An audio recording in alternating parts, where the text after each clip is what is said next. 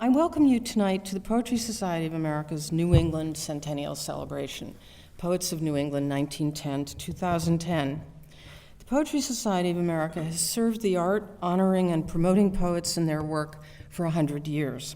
And we thank you for joining us tonight and the poets assembled here for honoring our organization with their presence and readings tonight, as we look towards the second century of such efforts, pleasure, and achievement. Many thanks, too, to Maggie Dietz, Robert Pinsky, Rosanna Warren, and David Ferry of BU, the English department and the creative writing department, and to the Boston Review for co-sponsoring this event. I hope you'll pick up a copy of the newly designed Boston Review, if you haven't already. I'm just going to have 3 minutes of PSA story. In October 1910, a group of poets, professors, editors, and passionate readers of poetry who were distinguished in other fields gathered in New York to establish a serious home base for serious readers of poetry. Their monthly meetings were lively, even contentious, sometimes allowing for vituperative outbursts, something on the order of the back pages of the new incarnation of Poetry magazine, actually.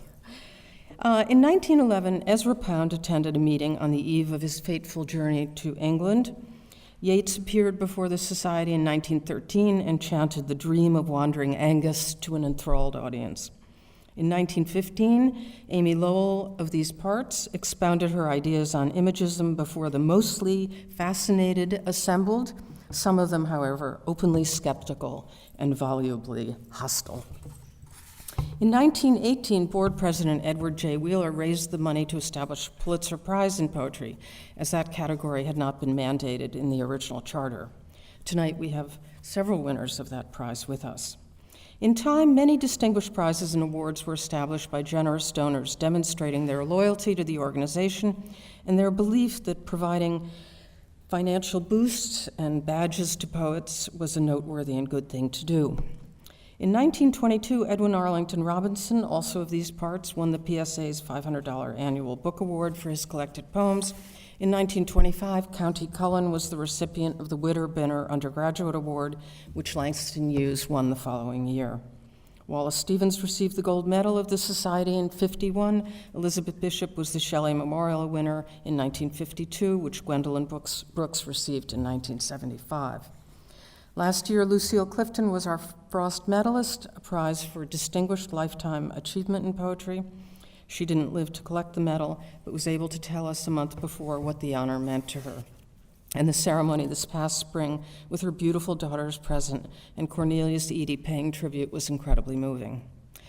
Now I am here, as George Herbert wrote in one of his most stunning poems. Here, and happy to tell you that our award-winning chapbook fellowship program, now in its 9th year with 28 chapbooks to date, many of them selected and introduced by people here on stage, and 4 more in the editorial hopper, has launched the careers of 28 emerging poets in this country with, I think, distinctive flair. Our dozen other awards and prizes continue to support and encourage poets at every stage of their careers, starting with high school. We have poetry in motion poems in subways and buses in a number of American cities, and we present 50 to 60 programs annually across the country: lectures, seminars, conversations with poets, festivals, and multimedia events blending poetry, art, film, and music. All of that ably and expansively overseen by Rob Casper, our wonderful programs director. I'd also like to thank Elise Passion, my predecessor as director and now a member of our board, for making the PSA, to me, such an appealing place to work and to be. The focus of our centennial programs around the country is American poetry, spanning the years of the PSA's existence, 1910 to 2010. Tonight's event is specifically devoted to poets of New England, 1910 to 2010, and we're thrilled to have such an amazing group of poets on stage to read their own poems and favorite poems by other New Englanders. So we'll get underway, and I'll jump up at the close to remind you of the reception at the castle, which is right behind us, and the directions are available on that table out front. We still have tickets available for the reception if you'd like to come and be with us and the poets. They're $50. They come with a free membership to the PSA for a year. Books by the poets are also available, although we're not going to have a signing table because we want to guide them to the reception fairly quickly and not tarry too long after the reading. At the end, I may also read a short poem by Elizabeth Bishop, because no one else chose her, or was that a collective gift to me? Now, please welcome Frank Bidart.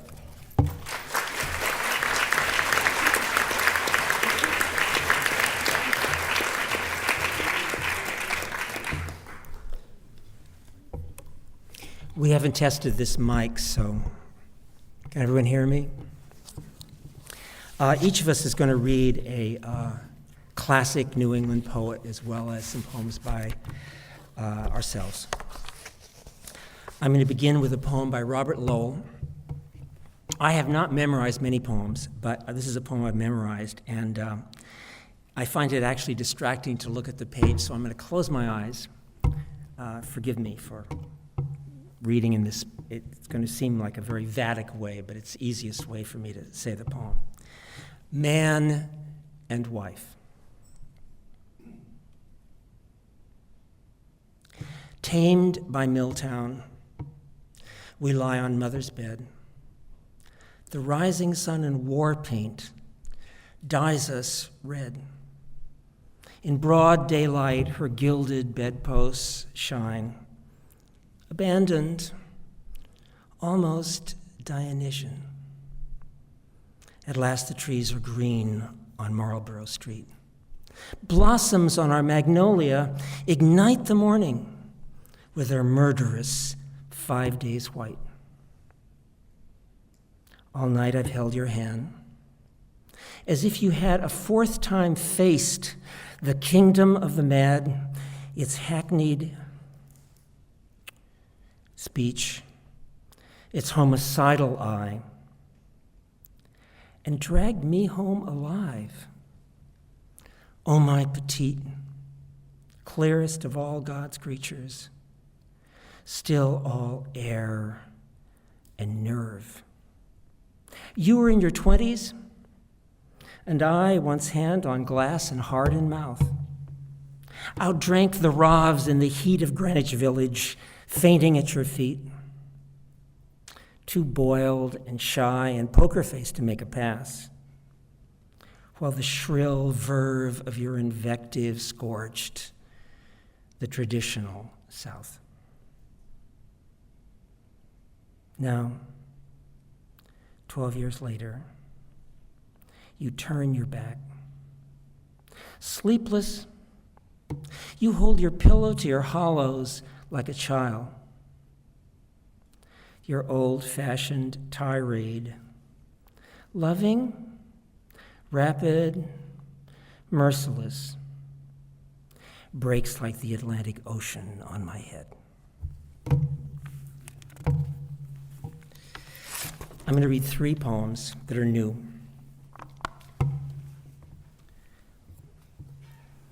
The first is titled Dream Reveals in Neon the Great Addictions.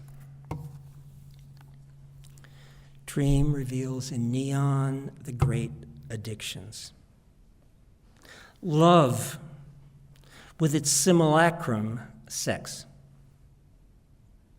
The words, like a bonfire encased in glass, glowed on the horizon.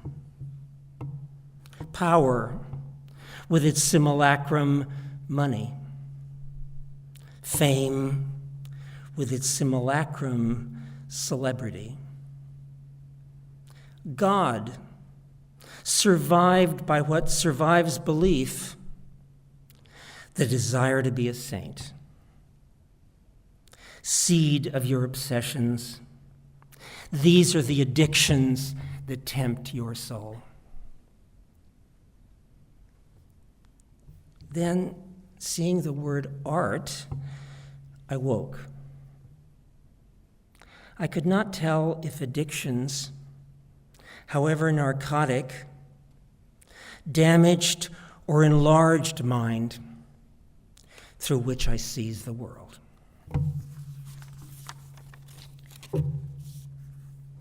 History.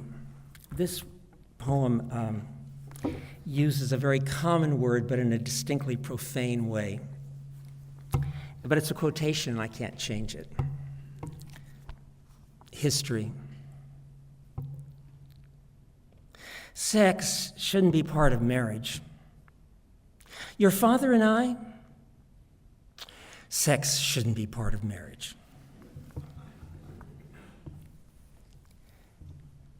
What they left behind broken.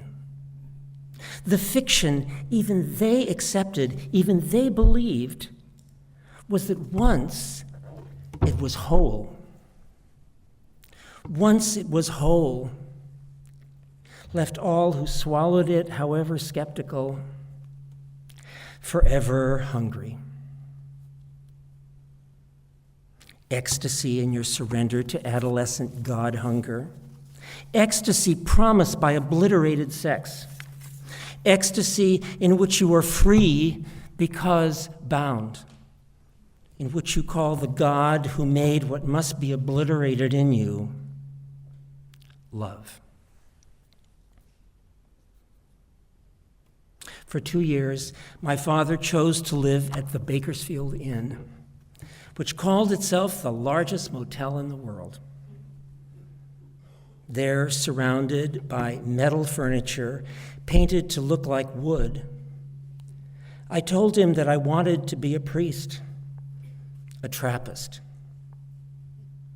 He asked how I could live without pussy. He asked this earnestly.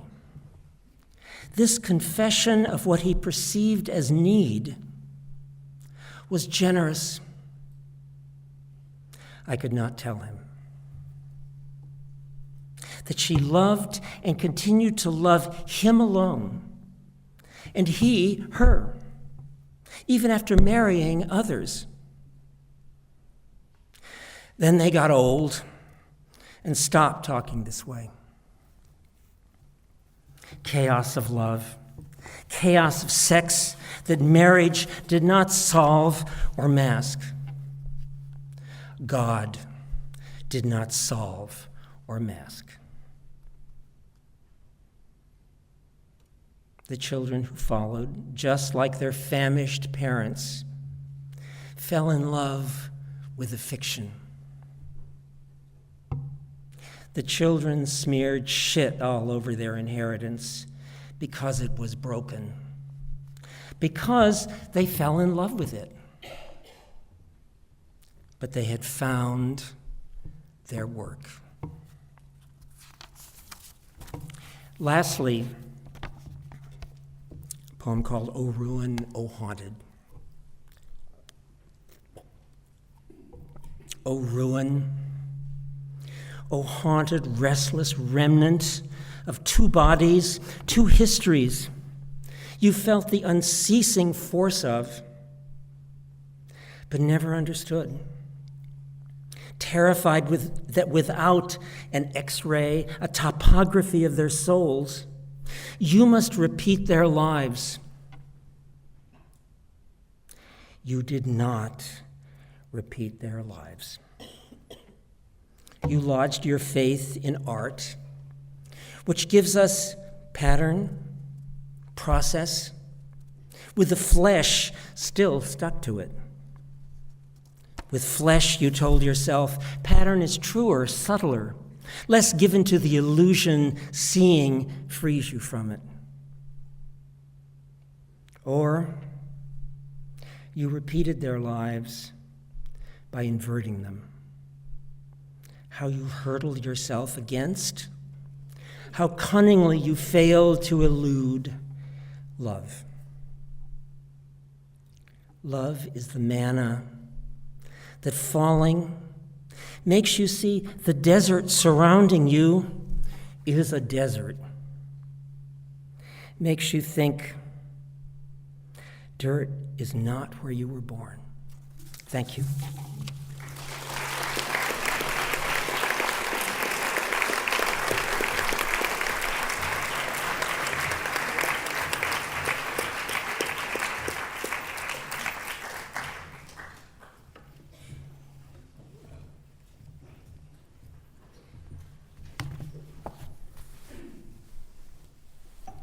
My name is David Ferry. I'm going to read two short passages from Virgil one from the first book of the Georgics, and one from the sixth book of the Aeneid. And then I want to read two poems by Robert Frost that are related, however indirectly, to these passages of Virgil, and then I want to conclude with one poem of my own called The Birds. From the first Georgic.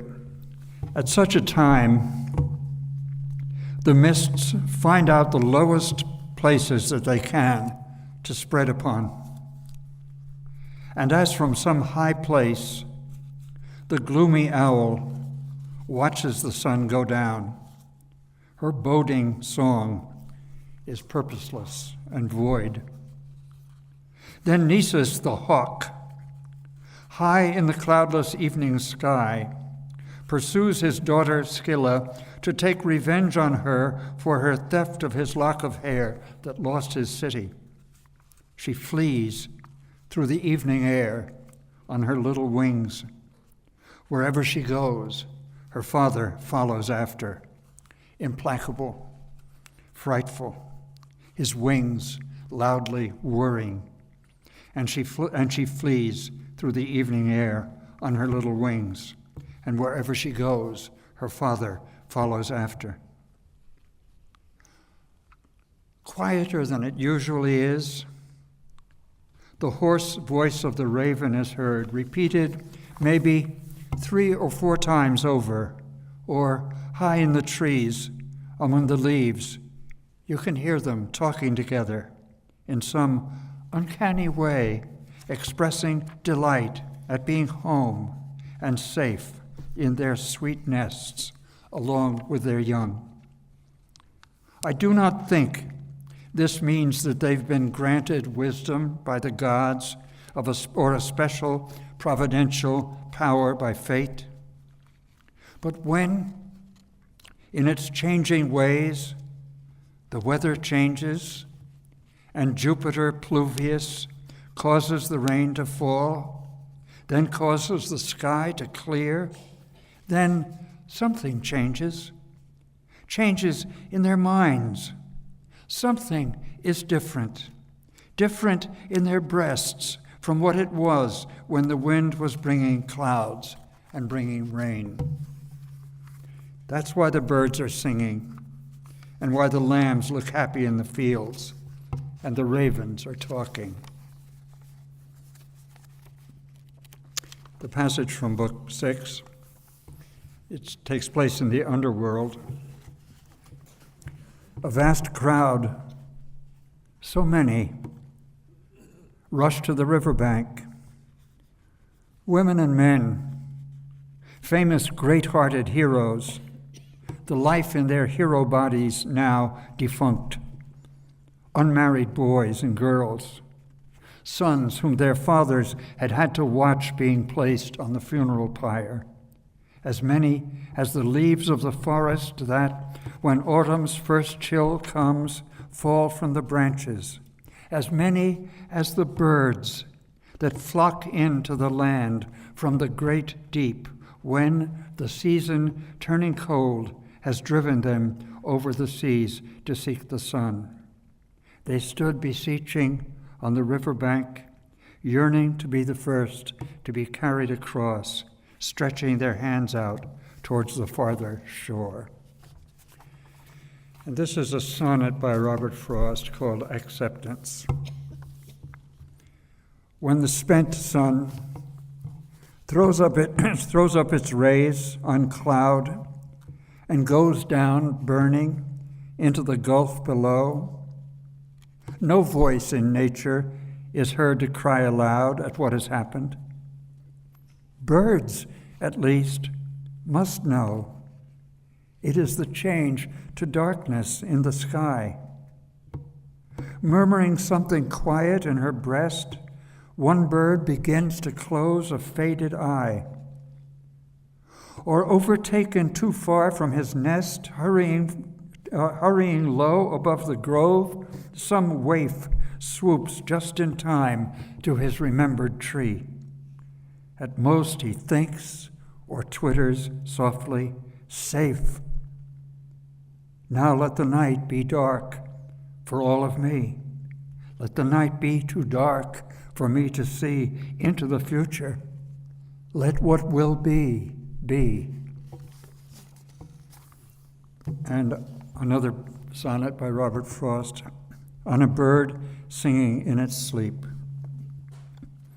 A bird half wakened in the lunar noon sang halfway through its little inborn tune, partly because it sang but once all night, and that from no especial bush's height.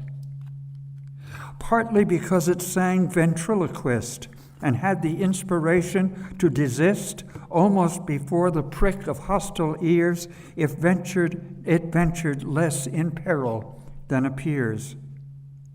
It could not have come down to us so far through the interstices of things ajar on the long bead chain of repeated birth to be a bird while we are men on earth, if singing out of sleep and dream that way had made it much more easily a prey.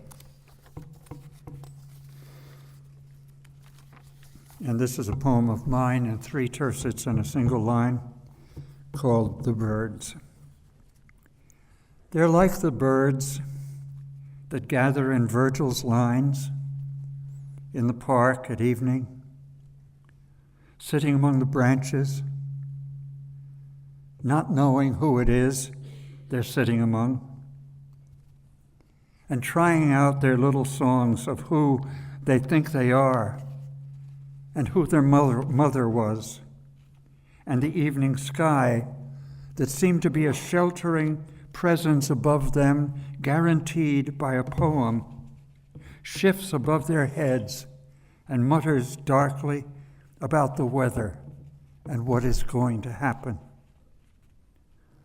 I don't know who it is I'm sitting next to. I can hear some notes tried out about the song that they are trying to sing, but I don't know what song it is. It's not exactly mine. Thank you.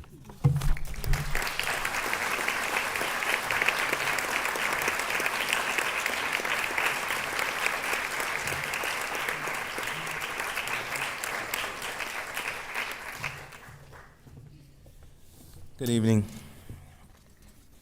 Such a pleasure to be a part of this program to celebrate the Poetry Society of America and its centennial year, as well as to be on this stage with this, what I consider to be some of the great distinguished poets of our time. New England poets, that's what we're also celebrating. I settled after contemplating a number of poets, from Phyllis Wheatley, of course, all the way to Samuel Allen and Derek Walcott, who have all made residence here, Afaa Weaver, Everett Hoagland. But I decided on Jay Wright. He's a fantastic poet, and I chose him mainly because he lives in Vermont. He's a recluse. He's a great poet. This is his poem, The Healing Improvisation of Hair. If you undo your do, you would be strange. Hair has been on my mind. I used to lean in the doorway and watch my stony woman wind the copper through the black and play with my understanding. Show me she could take a cup of river water and watch it shimmy, watch it change, turn around and become ash bone. Wind in the cottonwoods wakes me to a day so thin its breastbone shows, so paid out it shakes me free of its blue dust. I will arrange that river water, bottom juice. I conjure my head in the stream and ride with the silk feel of it as my woman bathes me and shaves away the scorn, sponges the grit of solitude from my skin, laves the salt water of self-esteem over my feathering body. How like joy to come upon me in remembering a head of hair and the way water would caress it and stress beauty in the flare and cut off the only witness to my dance under sorrow's tree. This swift darkness is spring's first hour. I carried my life like a stone in a ragged pocket, but I had a true weaving song, a sly way with rhythm, a healing tone.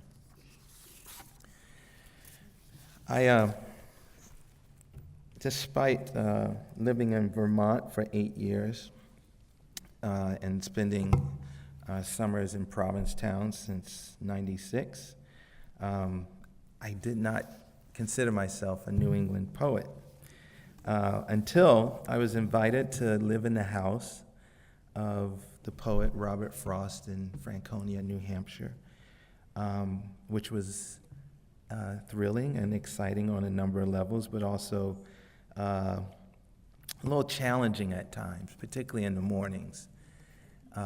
What the trustees didn't tell me when they invited me to live in Robert Frost's home was that there was a sign off of Route 93 that announced Robert Frost's next exit. And so people would show up at all times of the hours, peeking in the windows. And if it was morning, they got a surprise, because there I was. This is from a letter to Gwendolyn Brooks, me speaking to her. I've arisen to dawn at the Frost place. I've jerry-rigged a desk by the window overlooking a trail. I'm the new face of mountain poetry. Tourists come and go, off hours though, interrupting my ego's pursuit, a lasting chamber for my soul. The worst is when I munch a bowl of frosted flakes, pacing in my briefs, and a right curious family peers in. They visor their foreheads. Disbelief creeps across their face. I am the old man's ghost. As we're 26 beforehand, summers we come to haunt the porch, as Billy Matthews put it, to scorch off morning fog, which I poke with my pen and swirl. It gathers cobwebby like round thoughts I curl then write to their end. The broccoli top trees I see down straight after that to Route 93. Tourists abound this time of year. I wish I could install on deck, I've not the word for what they're called, one of those standing boardwalk binoculars requiring a quarter that opens a shutter. Then suddenly the ocean's particulars are as intimate as your face. Buttery midday light they'd see, my mind sputtering to complete these stanzas stacked like bricks, or mornings when I am my own exhibitionist, catching me in the mirror, dancing nude, or toweling my hands, or stirring brown sugar in my tea, in any case my back rudely to their probing eyes. To protect my chi, I'd hang a sign, beggars disallowed, or peace, God, or shh, poet at work. To really back them off, beware of jerk.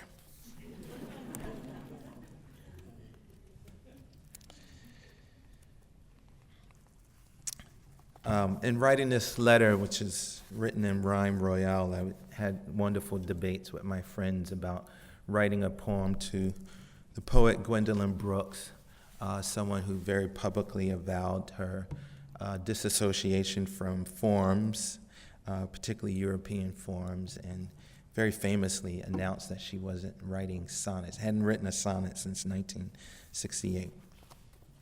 So this is me speaking to her about that moment.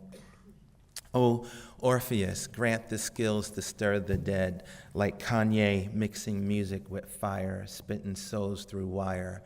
Let me chauffeur the true and living through muck and mire. Rescue the underground so they aim higher. Grant the gift to chisel words like De Beers. Let words dangle verbal gems for their ears. I put a premium on rhymes. How could I not, living the times of the super MCs, where styles are deaf and lyrics fly tight the way our minds move over beats and grooves. Our brain matter's amped, mic check, so we non-stop. My spirit feels echoes thanks to hip-hop. I thought to send this note to Tupac, then wondered if he's there with you. Rumor has it he's far from dead, that in fact he lives like Asada in Cuba, having fled death row. His mask consumes his still, a rapper shot, a martyr is born, sad not the man, but the image we mourn. A cafeteria was all one needed, a beatbox firm as the heart. We begin a flow, spitting rhymes that superseded our teacher's verdict. Dim-witted children who'll never taste Marchand de Vin. So rap's dawning was the earth's reality to give a sound to a collective necessity, couched in that we of the real, always keeping it, that cool defiance, those hallway leanings and attitudinal grace, that much future you heard. That sugar on the hill ganging up airways, those public enemy freedom phrases, those boogie downs and Big Daddy Kanes, those diggable planets and Afro names, that Rakim and Mr. Eric B, or disposable heroes of hypocrisy, that Salt and Pepper, Roxanne, West Coast Coolio and Fista X clans, those questing tribes spitting concertos of the desperados, but the boom baps done gone jiggy, and every other word, ho or niggy, nicka, still all the same. One frame of the nation spells hunger, like a straw to the brain. Video poison normalizes the game. So our children point guns, so we need life like the Fugees needed Lauren.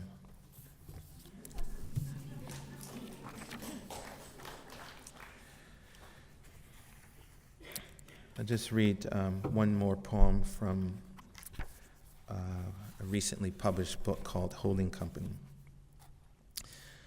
Designer Kisses. I'm glum about your sportive flesh in the empire of blab, and the latest guy running his trendy tongue like a tantalizing surge over your molars. How droll. Love by a graveyard is redundant, but the skin is an obstacle course, like Miami, where we are inescapably consigned, tourists keeping the views new. What as yet we desire our own fonts of adoration. By morning, we're laid out like liquid timepieces, each other's exercise in perpetual enchantment. For there is that beach in us that is untranslatable, footprints abound. I understand you're at a clothes rack at Saks, lifting a white linen blouse at tear's edge, wondering. Thank you.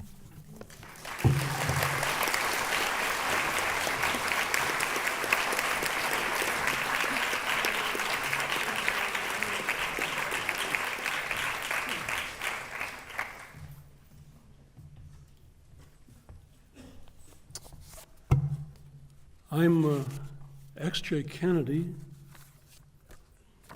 and it's a great privilege to be here to wish the Poetry Society of America a happy 100th birthday.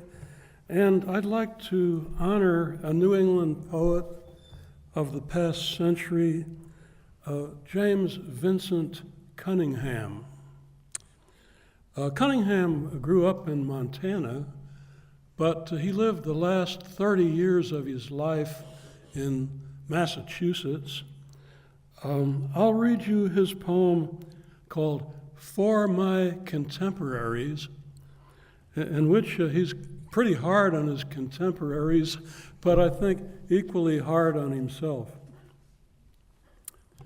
How time reverses the proud in Hart, I now make verses who aimed at art. But I sleep well, ambitious boys whose big lines swell with spiritual noise. Despise me not, and be not queasy to praise somewhat. Verse is not easy. But rage who will, time that procured me good sense and skill, of madness cured me. Cunningham, was the master of the nasty epigram, some only a couple of lines long. For instance, here's one Cunningham epigram called "The Lights of Love." The ladies in my life, serially sexed, unscrew one lover and screw in the next. Now, such a poem, you see, is like a mean little beetle with a stinger in its tail. And I confess I'm very fond of this form.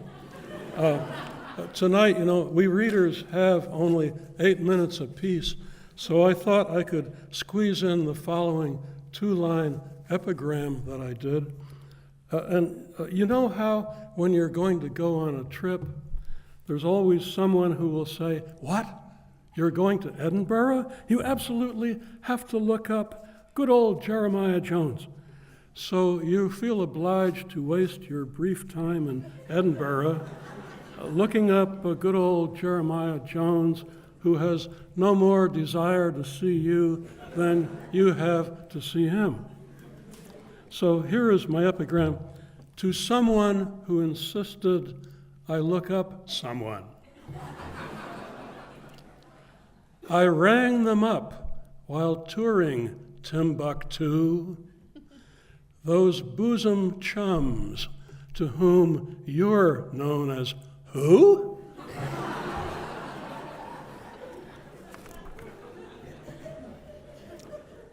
Well, here's a different kind of poem. This is a new one that also takes place in the West African country of Mali.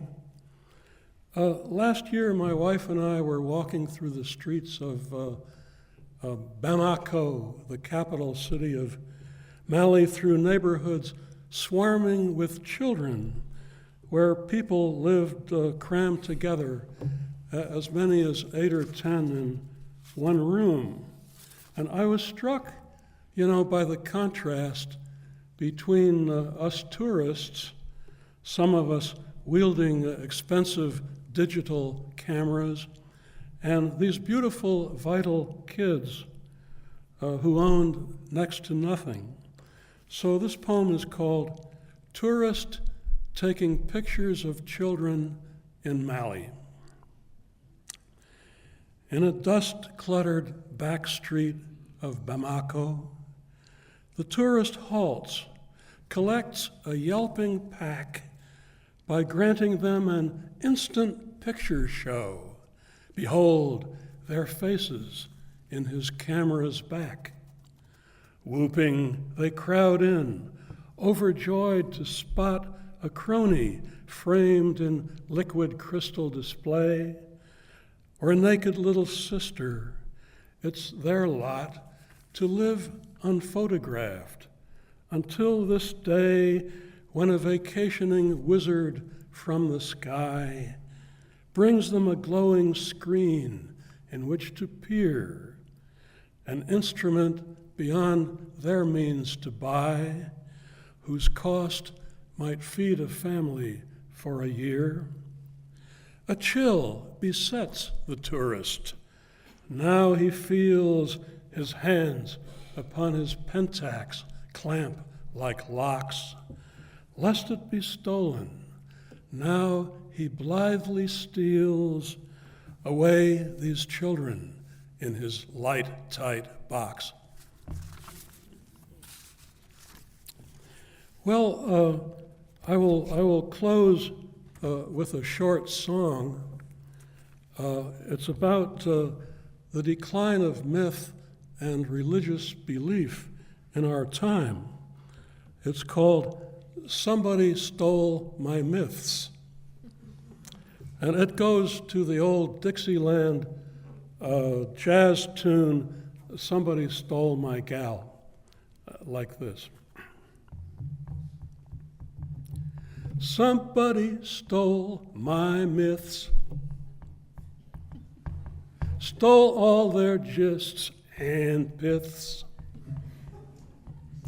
Somebody pinched my Juno and Pan, crooked Dionysus, and caused my spiritual crisis. Some no good, no account, made my centaur dismount.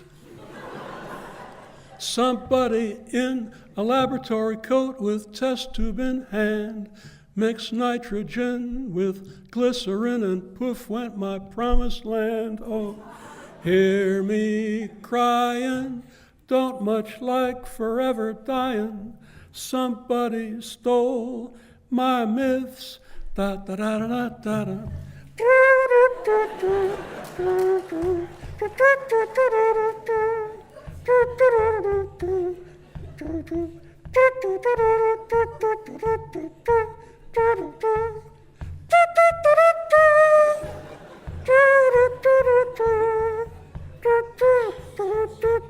Some no good, no account, made my centaur dismount.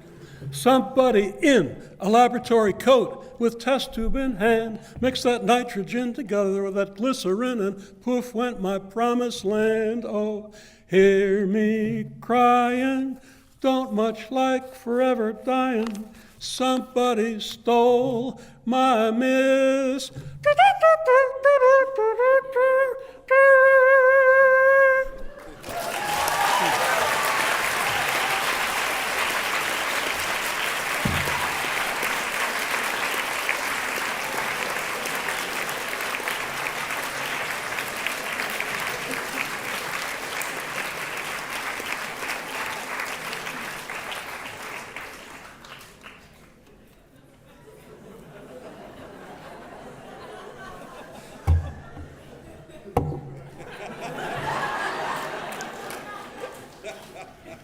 If only my name didn't begin with M.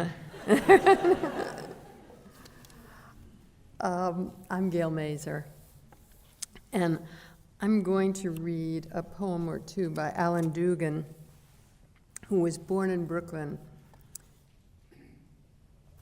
And I have to say, the only word I can think of right now after listening to Joe is he was a churl. We used to love to try to recite Dugan's poems the way he read them. It was something between a growl and a mutter. But now that he's no longer alive, we'll hear them in our own voices as we do all poetry eventually. Can everyone hear me? Love song, I and thou. Nothing is plumb, level, or square. The studs are bowed, the joists are shaky by nature. No piece fits any other piece without a gap or pinch, and bent nails dance all over the surfacing like maggots. By Christ, I am no carpenter. I built the roof for myself, the walls for myself, the floors for myself, and got hung up in it myself. I danced with a purple thumb at this housewarming, drunk with my prime whiskey, rage. Oh, I spat rage's nails into the framework of my work. It held. It settled plumb, level, solid, square, and true for that great moment. Then it screamed and went on through, skewing as wrong the other way. God damned it. This is hell, but I planned it. I sawed it, I nailed it, and I will live in it until it kills me. I can nail my left palm to the left-hand crosspiece, but I can't do everything myself. I need a hand to nail the right, a help, a love, a you, a wife. And I'm going to take some time for one of my poems to read another poem by Dugan, who spent the last 3 or 4 decades of his life living in Truro on the Cape. But he was a city person. Closing time at the 2nd Avenue Deli.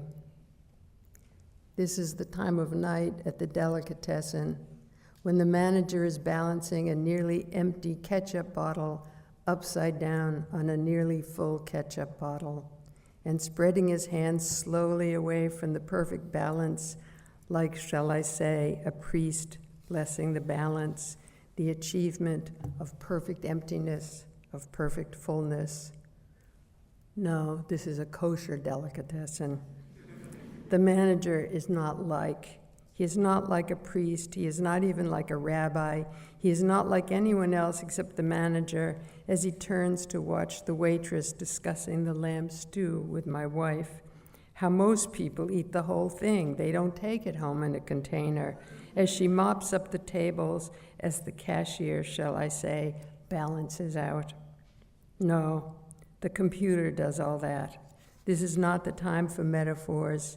This is the time to turn out the lights. And yes, imagine it.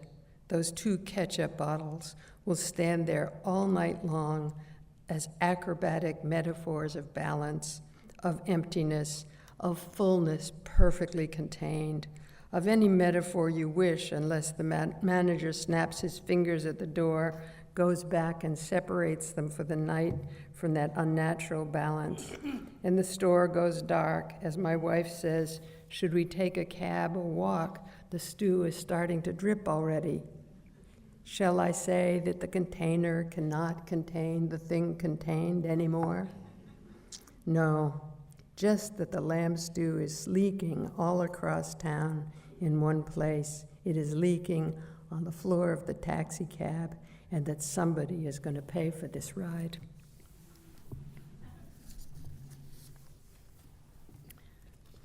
I'll read 2 poems of mine.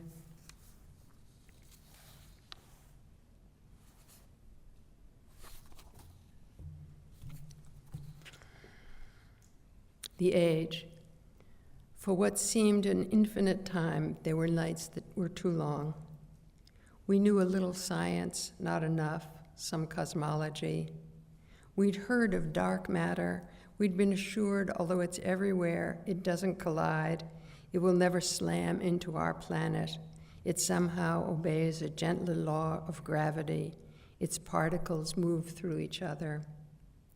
We'd begun to understand it shouldn't frighten us that we were the universe's debris, or that when we looked up at the stars, we're really looking back. It was hard to like what we knew. We wanted to live in the present, but it was dark. Ignorance was one of our consolations. The universe was expanding at an accelerating rate. We'd been told we were not at its center, that it had no center. And how look forward with hope, if not by looking up? I told the others we ought to study history again. History teaches us more than erasures, more than diminutions. There'd be something for us there. I also dared to say we could begin to work at things again, to make things. That I thought the hours of light would lengthen, that nature still works that way. We would have a future. Up to then, we'd been observing anniversaries only of mistakes and catastrophes. The darkness seemed to blanket, to contain our terrible shame. I don't know if anyone listened to me. It doesn't matter. Gradually, afternoons began seeping back. As I'd promised, the children could walk home from school in the freshening light. They seemed more playful, singing nonsensical songs, so marvelous catbirds wanted to mimic them. Why say anything? Why tell them the endless nights would return? Listen to them, the name of a new leader they trust on their lips. Oh, oh, oh, they chant, and I hear like one struggling to wake from a mournful dream.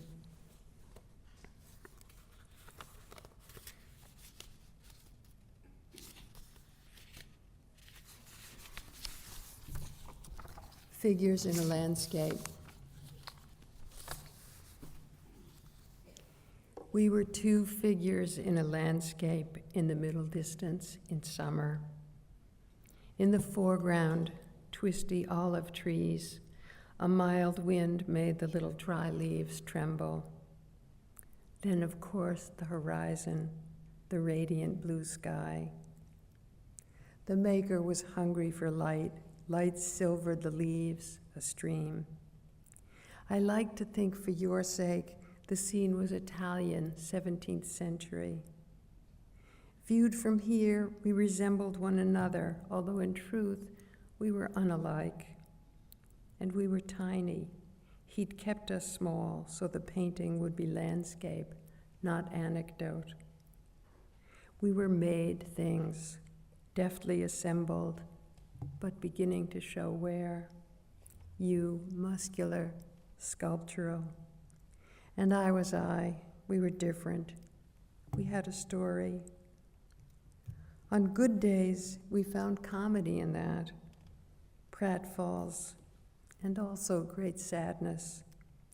Sun moved across the sky and lowered until you, then I, were in shadow, bereft. The Renaissance had ended. We'd long known we were mortal. In shadow, I held the wild daisies and cosmos we'd been gathering for the table. Then the sky behind us pinked and inflamed the landscape where we were left to our own reinvention, two silhouettes who still had places they meant to travel, who were not abstractions. Had you pricked them, they'd have bled, alizarin crimson. I wanted to walk by myself a while, but I'd always been afraid to lose you, and the naked olive groves were hovering as if to surround you. That was the problem. I craved loneliness. I needed the warmth of love. If no one looks at us, do we or don't we disappear? The landscape would survive without us. When you're in it, it's not landscape any more than the horizon's a line you can stand on. Thank you.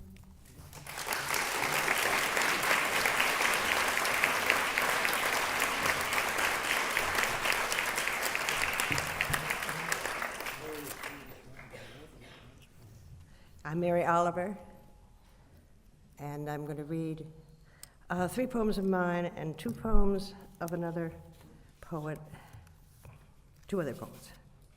And actually, I wish I could play the trumpet. But since I can't, I'll read poems. This is a poem called Swan, which is mine. And there is, I should say that the last line, there's a note in the book which indicates that the final line of the poem is remembering a very famous line of Rilke's, which many of you will know. Swan. Did you too see it drifting all night on the black river? Did you see it in the morning, rising into the silvery air, an armful of white blossoms? A perfect commotion of silk and linen as it leaned into the bondage of its wings, a snowbank, a bank of lilies biting the air with its black beak. Did you hear it fluting and whistling a shrill, dark music, like the rain pelting the trees, like a waterfall knifing down the black ledges? And did you see it finally just under the clouds, a white cross streaming across the sky, its feet like black leaves, its wings like the stretching light of the river? And did you feel it in your heart, how it pertained to everything?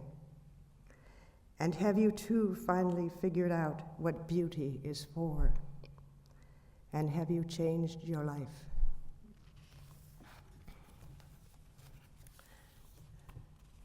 And I want to read 2 poems, one by Hayden Carruth, and the other is Stanley Kunitz. Hayden's poem is titled Piranha, meaning once upon a time. And piranha is a word for the ancient scripts of the Hindu religion. Piranha meaning once upon a time. Only the gods may act with perfect impudence, that is, irrationally. Listen while I retell a story from a book as old as the Toby woods. It fell on an autumn night when the forest leaves moved like small rustling animals over the moss, and Juma flowed with a sure, deep-running strength. That Sri Krishna played his flute by the riverbank, and the moonlight dripped like rain from tangled trees.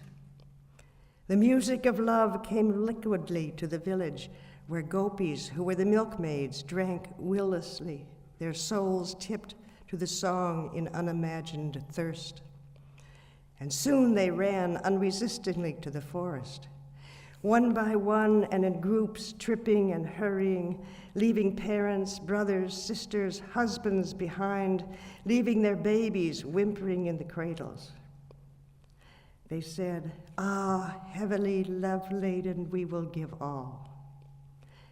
Conceive the bewilderment in their eyes when Krishna, surrounded, the good looks of him bursting the girls, rebuked them, saying, "What, have you come in the night through the forest? Then you care nothing for tigers? Shame, respectable girls running after a lover in the night, sacrificing your lords and your parents, your brothers and sisters and children. Pretty girls, go back to your places, go back and be content." Tears melted their eyes and their hearts were frightened. They looked miserably at one another in their confusion and began to scratch the ground with their feet like deer.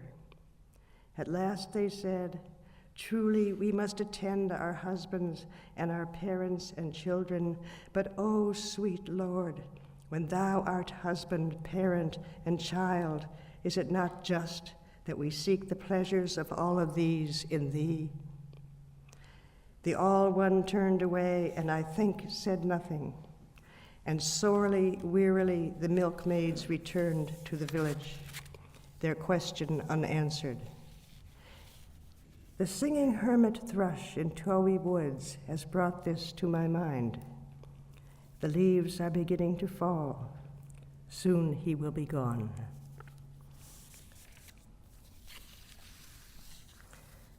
And I want to read a poem of Stanley Kunitz, which is a marvelous, wonderful poem. And Stanley is the only poet I've ever heard of who died twice.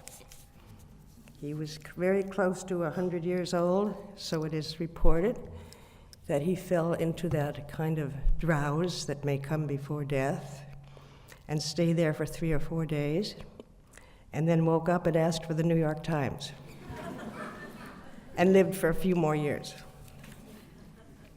This is called The Layers. I have walked through many lives, some of them my own, and I am not who I was, though some principle of being abides, from which I struggle not to stray. When I look behind, as I am compelled to look before I can gather strength to proceed on my journey, I see the milestones dwindling toward the horizon and the slow fires trailing from the abandoned campsites over which scavenger angels wheel on heavy wings. Oh, I have made myself a tribe out of my true affections, and my tribe is scattered. How shall the heart be reconciled to its feast of losses?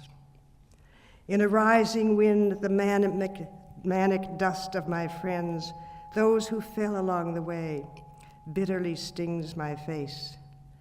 Yet I turn, exalting somewhat, with my will intact to go wherever I need to go, and every stone on the road precious to me. In my darkest night, when the moon was covered and I roamed through wreckage, a nimbus-clouded voice directed me, "Live in the layers, not on the litter." Though I lack the art to decipher it, no doubt the next chapter in my book of transformations is already written. I am not done with my changes.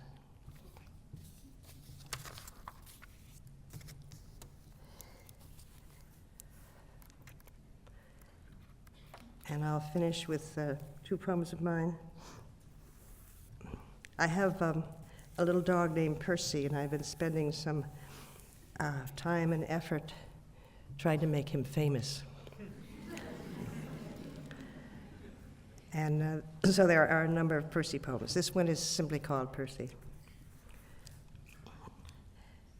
This I said to Percy when I had left our bed and gone out onto the living room couch where he found me apparently doing nothing. This is called thinking. It's something people do, not being entirely children of the earth, like a dog or a tree or a flower. His eyes questioned such an activity. Well, okay, he said, if you say so, whatever it is. Actually, I like kissing better. And next to me, tucked down his curly head, and sweet as a flower, slept.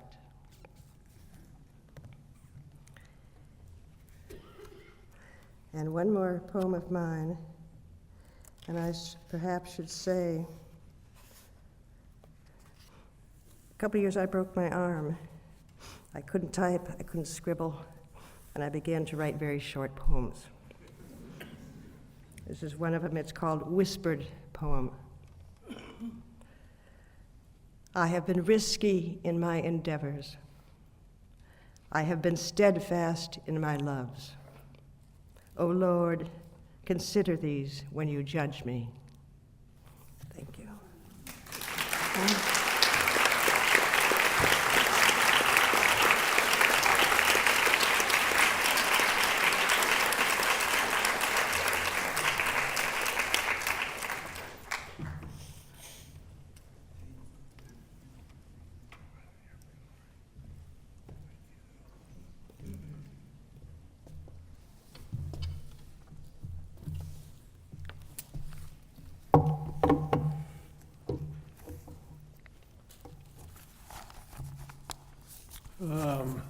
My name is James Tate. This first poem I'm going to read is by Russell Edson. He's a prose poet, if you don't know. This is called The Neighborhood Dog. A neighborhood dog is climbing up the side of a house. I don't like to see that. I don't like to see a dog like that, says someone passing in the neighborhood. The dog seems to be making for the second story window. Maybe he wants to get his paws on the sill. He may want to hang there and rest, his tongue throbbing from his open mouth. Yet in the room attached to that window, the one just mentioned, a woman is looking at a cedar box. This is, of course, where she keeps her hatchet. In that same box, the one in this room, the one she is looking at. The person passing in the neighborhood says, that dog is making for the second story window. This is a nice neighborhood. That dog is wrong. If the dog gets his paws on the sill of the window, which is attached to the same room where the woman is opening her hatchet box, she may chop at his paws with the same hatchet. She might want to chop at something. It is, after all, getting close to chopping time. Something is dreadful. I feel a sense of dread, says that same person passing in the neighborhood. It's that dog that's not right. Not that way. In the room attached to the window that the dog has been making for, the woman is beginning to see two white paws on the sill of that same window, which is attached to the same room where the same woman is beginning to see two white paws on the sill of the same window, which looks out over the neighborhood. She says, "It's wrong. Something, the windowsill. Something, the windowsill." She wants her hatchet. She thinks she's going to need it now. The person passing in the neighborhood says, "Something may happen. That dog. I feel a sense of dread." The woman goes to the hatchet in its box. She wants it, but it's gone bad. It's soft and nasty. It smells dead. She wants to get it out of its box, that same cedar box where she keeps it, but it bends and runs through her fingers. Now the dog is coming down, crouched low to the wall, backwards, leaving a wet streak with his tongue down the side of the house. And that same person passing in the neighborhood says, "That dog is wrong. I don't like to see a dog get like that."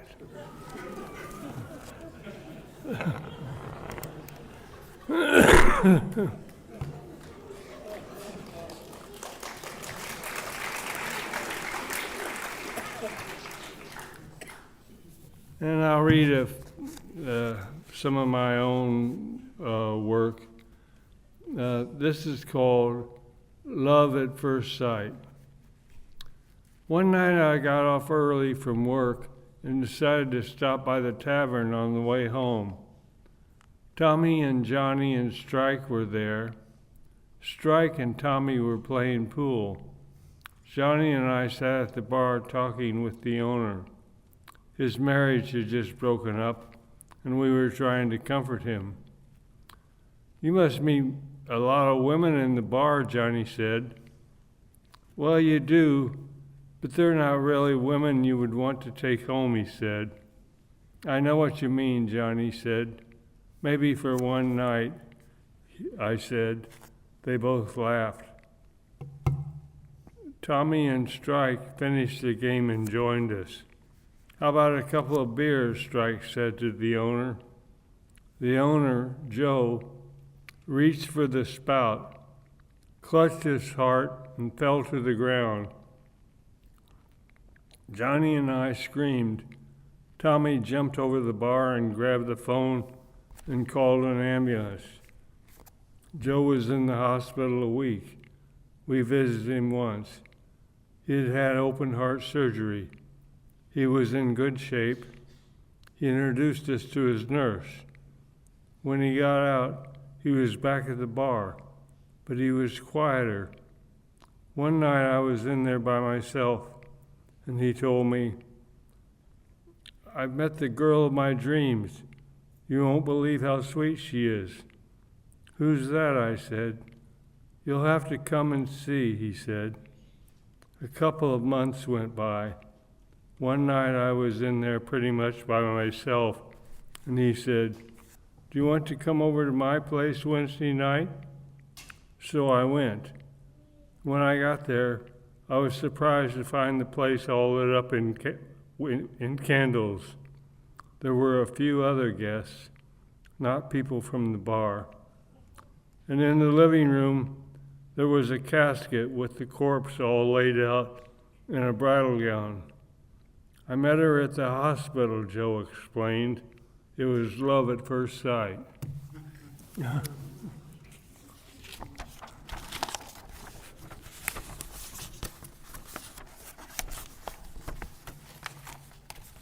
And this is called Where the Money Is. "What if I never see you again?" I said. "Oh, you will. One of these days I'll walk right back into your life," he said. It was hard to believe that exchange took place 20 years ago. Jack was my best friend at the time, but he grew vague over time. I got married and 10 years later got divorced. Then I had a girlfriend for 5 years. I got promoted at the office. I was doing pretty well for myself. Then one day Jack showed up. He had a beard and so on, but I recognized him. I said, "You old son of a bitch, you kept your word. It's 20 years, just like you said. I told you I'd be here, and here I am. Well, come on in. Tell me what you've been up to," I said. We sat down in the living room, and I got us something to drink. "Now tell me all about yourself," I said. "Well, there isn't much to tell. I joined the Army when I was 19. I fought in Korea for a while. When I got out, I went to Montana and sheep herded for a couple of years. When I had enough money, I bought some land in Wyoming, and that's when I started raising cattle. Before long, I had a couple of hundred. Then the drought came along and I lost them all. I didn't know what to do." "What'd you do?" I said. "Well, I drank for a spell. Then I started digging a hole in my backyard. I dug and I dug until finally I came across a dinosaur skeleton, complete. I mean, it was huge. I cleaned it all off and sold it to the Natural History Museum in New York City for $1 million, he said. "My God, what'd you do then?" I said. "Well, I invested it all in oil, and the well went bust." "What luck! And what are you doing now?" "I'm sweeping the halls of a junior high school," he said. "What a life," I said. "I've never been happier," he said. "Why do you suppose that is, Jack?" "These little kids are all going to grow up to be dinosaurs," he said. "They're disappearing. They're going underground. And you're going to dig them up?" "Exactly," I said. He said. That's it.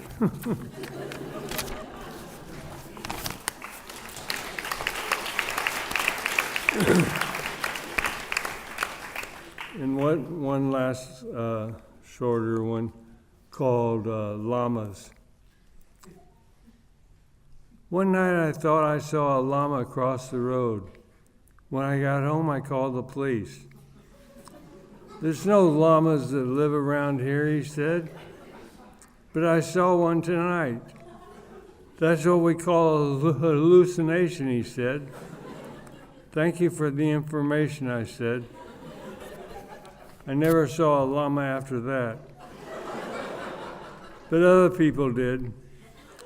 Mother came over to visit one day. She wore a pink hat. I said, "Mother, what a lovely hat." She said, "It's part llama." I said, "Which part?" "I don't know. They didn't tell me," she said. Later that evening, after she had left, I found a pair of keys under the sofa. I thought they might be hers, so I called her.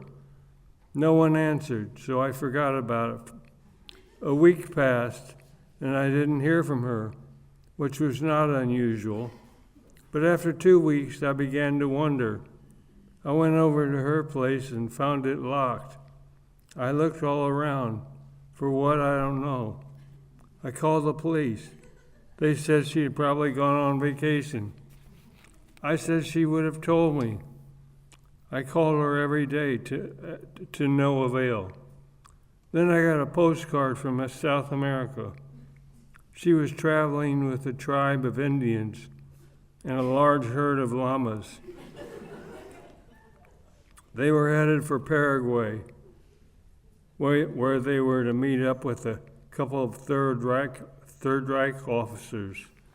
They were going to take over the world. Thank you.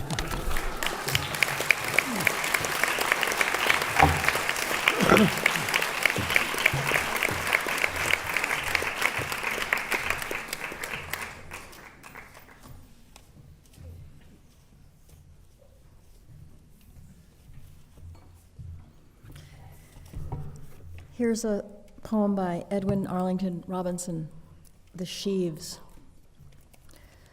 Where long the shadows of the wind had rolled, green wheat was yielding to the change assigned, and as by some vast magic undivined, the world was turning slowly into gold.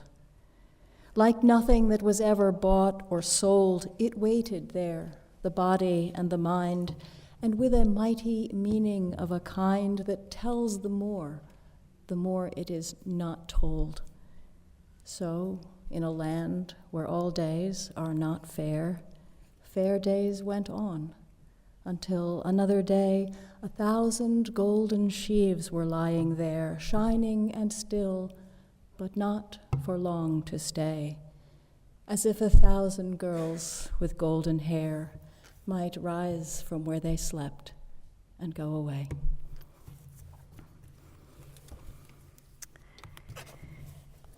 I'll read a few poems of my own. This one has a French title, Sans domicile fixe, SDF, which is the official jargon for homeless people in France now, SDF. Clouds like boulders, boulders like petrified clouds that rolled down and stalled in the meadow. That was yesterday. Now we're in the centripetal apartment with peonies aging in 2 vases, pink and cream petals frizzling into crepe. Mirrors multiply the years. I see you seeing me in the gilt-framed oval by the desk. I see us both in the window reflected in the closet door glass. My eye corners crease. Flecks of dark chocolate streak the inner spines of all the books. Words are drugs. Love is a drug, while Europe contracts into dark burgundy upholstery and cushions. Deep in the French-English dictionary, 3 asterisks mark extreme vulgarity. How long can we stay here? Outside, the new homeless twist dreadlocks and pace their mastiffs. Tattoos bulge on their forearms, soiled paper wrappers and crush cans clot the gutter. Sun leaps off the roof tiles. A brisk sea wind. In the mountains, those small purple flowers with pods and curling tendrils, now you tell me, were vetch. Northeast Corridor. Catechist of gnarled oak trees, marshes, small suburban marinas, cinders and gutted mattresses, I let myself be slung along tracks from one city toward another, stain of rose water where the sound remembers the sun, where reeds write hieroglyphs in a silver-plated bog. A dilapidated barge, half sunk, hunches from slime. Chain link fences, dim factories, tumble of trash down a bank. My country, my countryside, hurls itself away as twilight catches in each broken window. The yachts are shrink-wrapped for their winter coma. I'm riding away from my love. It is the secret of holding the sword with nothing in your hands, the demon sermon instructs. Am I holding a sword? My hands are open. I touch the window of this speeding train. My heart was torn open, and now it's all window. Branches have ripped the cirrus gauze, and evening floods through. I see Dalmatian spotted woods, snow patches and leaf patches spin by. I see wooden stakes poking like bad teeth from mudflats. I see the silken pearl gray kimono of sky draped over Long Island Sound. The horizon's illegible. We have left neat houses, sidewalks, picket fences behind in a blur. But somewhere back there, in lamplight, a child bends over her page, grips a pencil, and starts to dig letters that spell a world. And I'll conclude with this poem. Mother and Child. A basket of scones swaddled in blue-checked cloth, slanting floorboards, brass bedsteads, lace curtains to soften the narrow 19th century view of neighboring shingles. We had paid for quaint. The sea, 3 streets away, like a giant quilt an invalid had shoved down. Low tide. We turned from the heave-ho dunes back to the boutiques, their improbable lingerie, leather halters, handcuffs, whips, and paper roses. Cafes proffered espresso and Portuguese soup. Wind sawed at the chimneys, sleet buckshot the panes. I drew you as you slept, your marred della robbia calm, too late for a mother to keep you from further breakage. Next morning, you drew me reading. Your pencil probed crevasses round my eyes, grooves at my mouth, a geological survey of a glacier's retreat. We are dying at different rates, in different lights, in a temporary decor of oak and chintz. As I settled the bill, you melted away to smoke, to breathe, and appeared 3 brick-lined blocks up the hill, talking with a spindly stranger about his plan to end his life and his illness 6 months hence. A soot-bellied cloud was lifting. Did you say, good luck?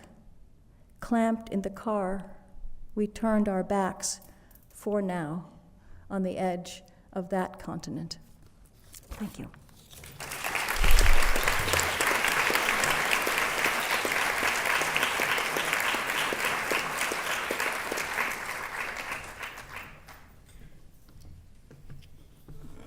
Hi, I'm Franz Wright, and I wanted to see if I could come up with a New England poet that nobody knew about, and I think I have.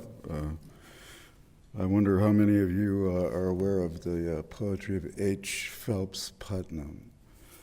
He was born in Boston in 1894. He's the same generation as Eliot. He was born in 1894. He died in 1948. Tremendously gifted and impassioned, dedicated, charismatic poet. He was supposed to have been terribly attractive to women to the point where Katharine Hepburn testified that she fell in love with him at first sight. So he suffered from very, very severe asthma, which he treated with alcohol very liberally, and grew a new, even more difficult problem. And they seem to have. He published 2 books of poetry in his lifetime, and they're often very sex obsessed. There's like someone in him that's very sex obsessed and explores sexual imagery, and there's somebody else in him who's very austere and disapproves of it. It feels like. Sometimes it can be shocking. His attitude is troubling towards women. It's like Baudelaire a little bit. Anyway, the poem is Summer, New York. Summer sleeps easily into us after spring, but summer is a heavy paramour. It is a lusty weight which none escape. The fruitage grows, and the fatness of our earth drips into blood, which recreates itself. In the countryside, the trees, heavy with leaves and dust, suck in the dew and give it out again. There is cool in the countryside, or in the deserts, those rare shriveling flowers, or a few days' light snatched from the icy year. It is a generous heat. Having brought up monsters from the sea, it warms them in their island nakedness. A man who has built himself tall houses knows, in the cities he has built, how summer comes with thick sweat rolling from her sprawling limbs. The city reeks now. The quick storms gather and she is not cooled. Her garments shrink along her sweltering thighs. She wears dark gems which glow with impersonal lust. The ocean is stained with her excrement and her spawn, who on the beaches seek to cool their blood, and neither are they cooled. Her girls are taken easily at this time. They parade the streets behind their quivering breasts, and their flesh is sculptured by their plastered clothes. They are shrill cicadas in the city streets. All-night machines bear male and female out to the parks and suburbs where they are not cooled. All day they sit unthinking of their jobs, conscious of underclothes against their nerves. The manifest derision of all death leans fatly out of the window, watching the breed of previous summers swarming underneath. And the old man coming home approaches her, and the race goes on. In the summer, in the city, there is heat, and the reeking slit, wide, soft, and lecherous, from which we bleed, and into which we drown.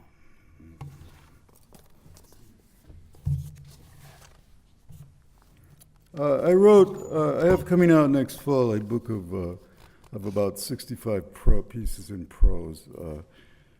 Some of them could be called prose poems, but I don't. I call them prose. And they're prose of many different kinds. And anyway, I thought I would read a few short ones. This is called The Yes. Each day for years it gets up at first light, lets the dove out, and stands in the doorway looking at the soft blue Arkansas sky without waking.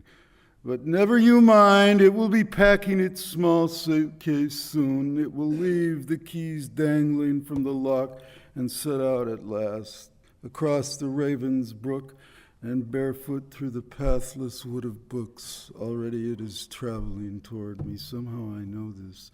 Though blinded as I leave the outer brilliance, though the stench of urine hit me like a blow, and once more, in the blink of an eye, I am back at my watch, pretty mauled by a vicious cycle, right in the middle of raising a 20-pound shot glass toward the general vicinity of my lips, the way a ruined jeweler might gradually guide from long habit the loop to an empty socket. But the suicides you always have with you. Maybe I'm just cruising around late at night and waiting at what is already the longest red light in Western history. No other car in sight, never will be, not in my private city. Scared, sick. I'm the very last person, the VLP, abandoned to man by himself this glass-bottomed space station. One more ragged meat bone we'll always have haunting us, floating in a gray soup of its own filth and misery. What are you going to do? Let's say later on I happen to hang a sharp left for no reason I can think of at an unfamiliar corner, just in time to glimpse a small three-legged dog making his way down the dark sidewalk. And finally, I ask to be given a new name, which nobody knows, and a new heart. In ascending progressions, the first dawn waves, traversing that universe where the more you disappear, the more vividly present you become, where the slower the velocity, the sooner the time of arrival. The answer is on its way. Now this one is one sentence long. I've been working on it since 1975. It started out much longer. It's become a single sentence. It's sort of morbid. It's called Blade.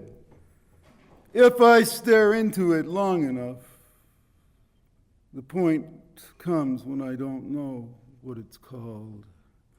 A condition in which lacerations are liable to occur, like a slip of the tongue.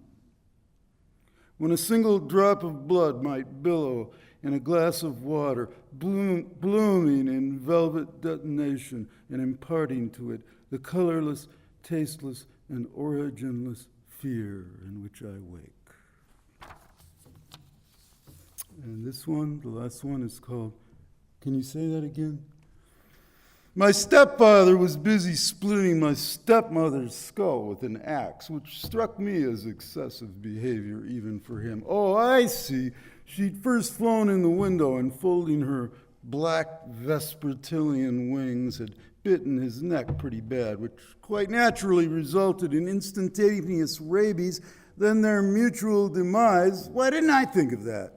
A conical mountain rose in the distance, a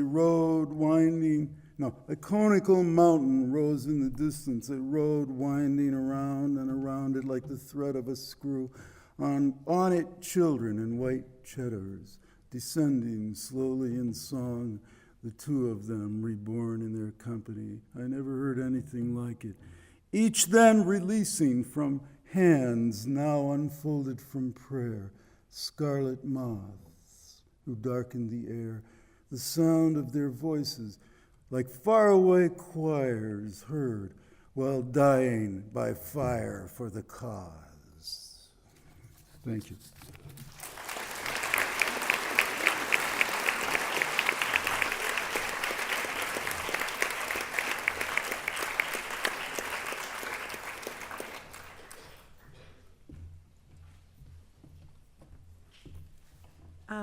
Elizabeth Bishop spent a lot of her girlhood here in Revere, Massachusetts, and at the Walnut Hill School in Natick, Massachusetts, if that's how you pronounce it. And then she came back here in 1970 and lived the last years of her life here and was teaching at Harvard. This is a poem that she often referred to as a self-portrait, The Sandpiper. And the only reference is to Blake, to see the world in a grain of sand and eternity in an hour. The Sandpiper. The roaring alongside he takes for granted, and that every so often the world is bound to shake. He runs, finical, awkward, in a state of controlled panic, a student of Blake. The beach hisses like fat. On his left, an interrupting sheet of water comes and goes and glazes over his dark and brittle feet. He runs straight through it, watching his toes. Watching, rather, the spaces of sand between them where no detail to.